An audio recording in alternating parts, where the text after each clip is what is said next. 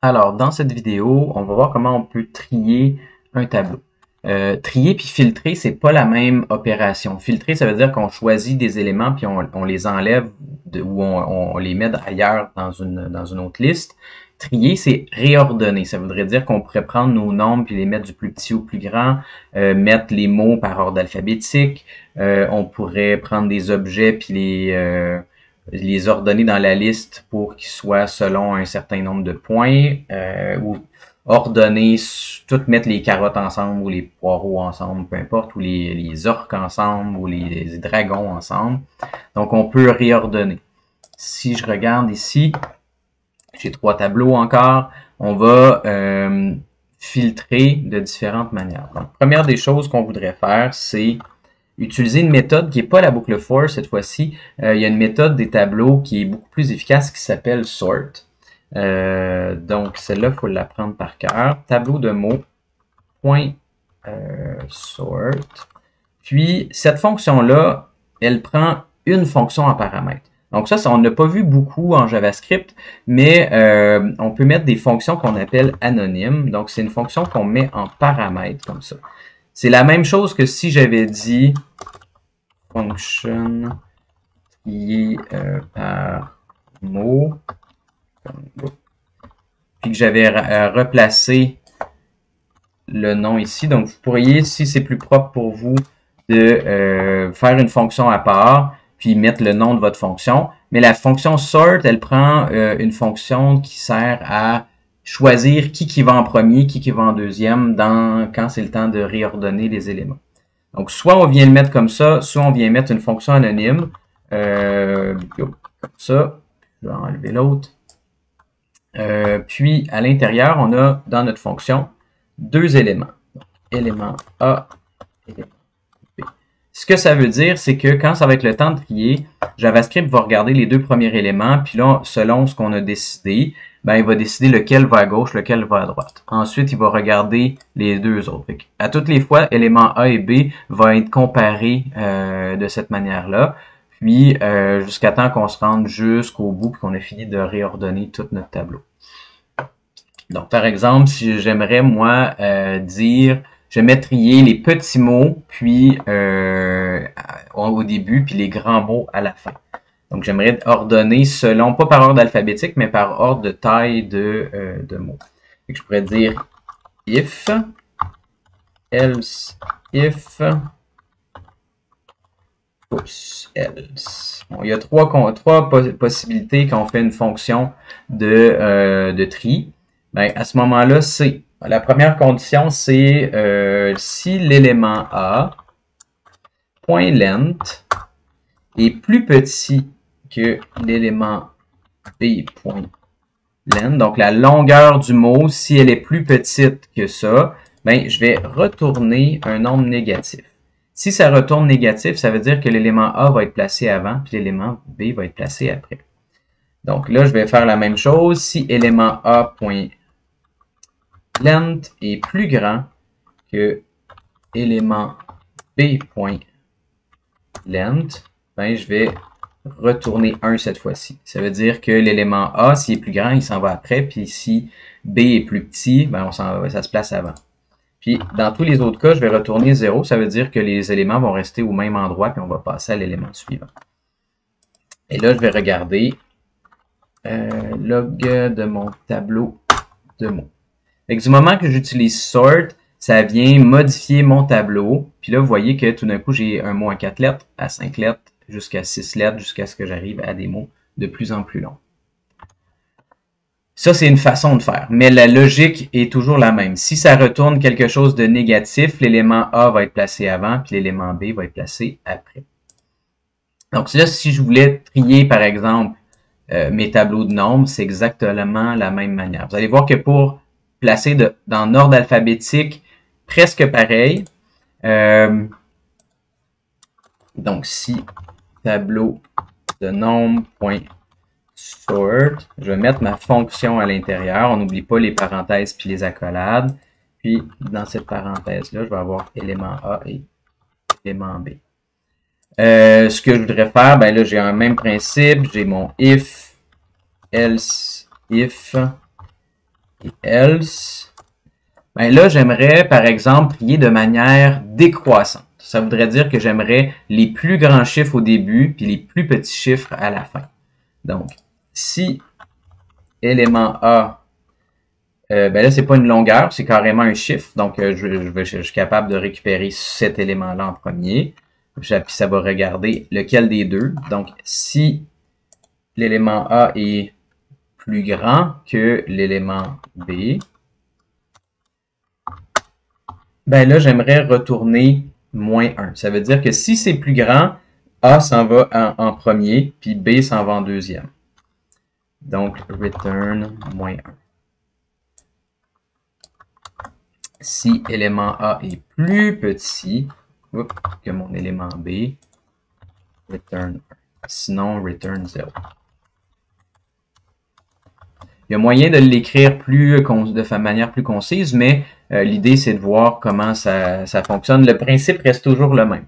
Si c'est négatif ce qu'on retourne à cette fonction-là, ben le premier élément, ici, élément A, va être placé à gauche, puis l'élément B va être placé à droite. Maintenant, si je regarde tableau de nombres, ben, je devrais avoir les grands chiffres en premier jusqu'aux plus petits chiffres. Si je faisais l'inverse, donc si je changeais ma condition, tout simplement, ben, ça va placer les petits chiffres en premier puis les grands chiffres en deuxième. Aussi simple que ça. Ensuite, pour les tableaux, pour placer des éléments en ordre alphabétique et qui aurait potentiellement des accents ou c'est un petit peu plus compliqué. Vous allez voir, si j'arrive ici puis je mets endive et des épinards, on s'attendrait à ce qu'ils placent les C, ensuite les E tout ensemble, puis tout ça. Sauf que le problème, c'est que E et E accent aigu, c'est pas le même caractère, ils n'ont pas la même valeur. Qu'est-ce que je veux dire par là? Je vais regarder la table ASCII. La table ASCII, c'est la table qui contient la valeur numérique de chacun des caractères. Par exemple, si je reviens, vous voyez que là, j'ai le caractère A. Ben, sa valeur, c'est 65, le A majuscule.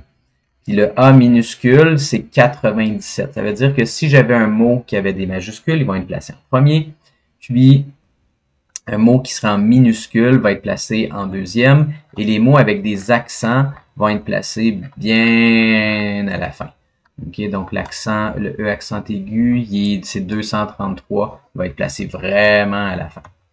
Donc, comment on vient faire pour, moi, si je voulais vraiment trier que ce soit, par exemple, je vais me faire volontairement un avec une majuscule. Normalement, ça serait chou-fleur qui va être en premier. Ensuite, toutes les autres majuscules. Ensuite, ça serait carotte, puis par ordre alphabétique, puis épinard serait à la fin. Ce qui n'est pas vraiment un ordre alphabétique qui nous intéresse. Donc, je vais me faire ça ici. Tableau de mots.sort function. Oups, j'ai pas besoin de mes deux accolades qui sont là. Puis, élément A, élément B. Donc, ce que je vais faire, c'est même principe. Hein, je vais juste vérifier ça. Sauf qu'il existe une méthode qui va comparer si l'élément est avant ou après. Donc, première des choses, je vais tout mettre en minuscule. Comme ça, peu importe s'il y a une majuscule ou une minuscule, on va comparer les mêmes choses. Donc, élément A est égal à élément A.to lower case, puis élément B est égal à élément B.to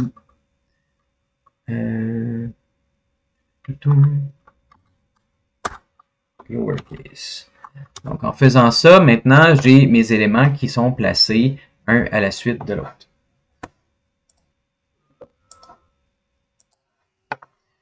Donc, ma vidéo a été mise sur pause par erreur.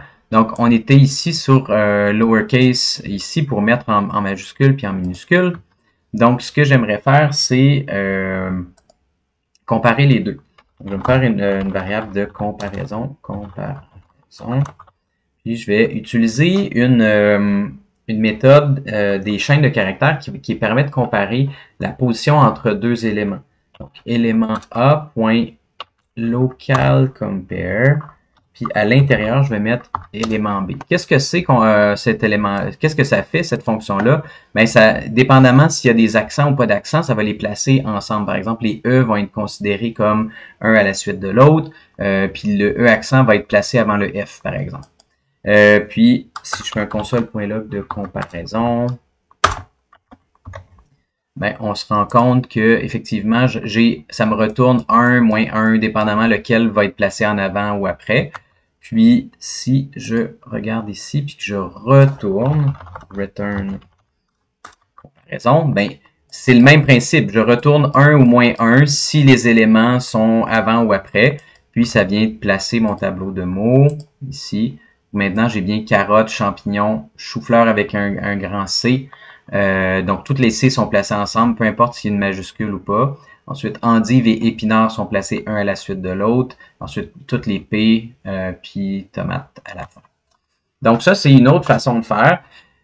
Si je veux trier un tableau d'objets, celui-là, il est un petit peu plus complexe parce qu'encore une fois, il faut arriver avec faut utiliser les propriétés. Donc là, pour chacun des éléments, élément A, ça va être un objet au complet. Élément B, ça va être un objet au complet. Il faut que je compare les propriétés ensemble et non pas juste les objets, parce que c'est jamais les mêmes objets. Par exemple, si je voulais ordonner mon tableau avec les légumes qui valent du moins de points au plus de points. Donc, je vais prendre le nom de mon tableau. Tableau d'objet.sort, même principe, function, voilà. Puis, élément A, élément B. Puis, ben là, moi, ce que je vais vérifier, c'est ici. Là, je vérifie des valeurs numériques, donc je peux utiliser plus grand que, plus petit que. Si élément A point, c'est score, non, je l'ai appelé comment? Je l'ai appelé point point. Point est plus petit que élément B point point. Donc, je compare les propriétés points de mes deux objets. Et dans ce cas-là, je retourne moins 1. Sinon, else if, je vais faire la même chose.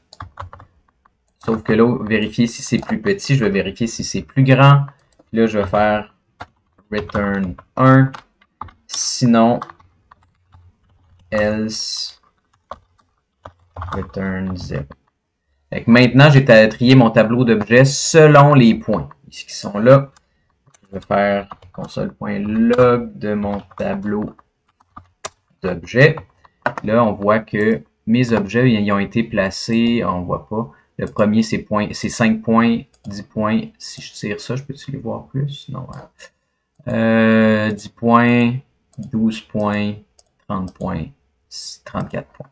Donc, on a trié mon tableau en fonction de la propriété point de mes objets. J'aurais pu trier selon la position en X pour trouver celui qui est le plus à gauche jusqu'au plus à droite, ou du plus haut au plus bas, ou j'aurais pu trier de manière alphabétique, mais cette fois-ci, il aurait fallu que j'utilise le local compare au lieu de vérifier avec si c'est plus grand ou plus petit.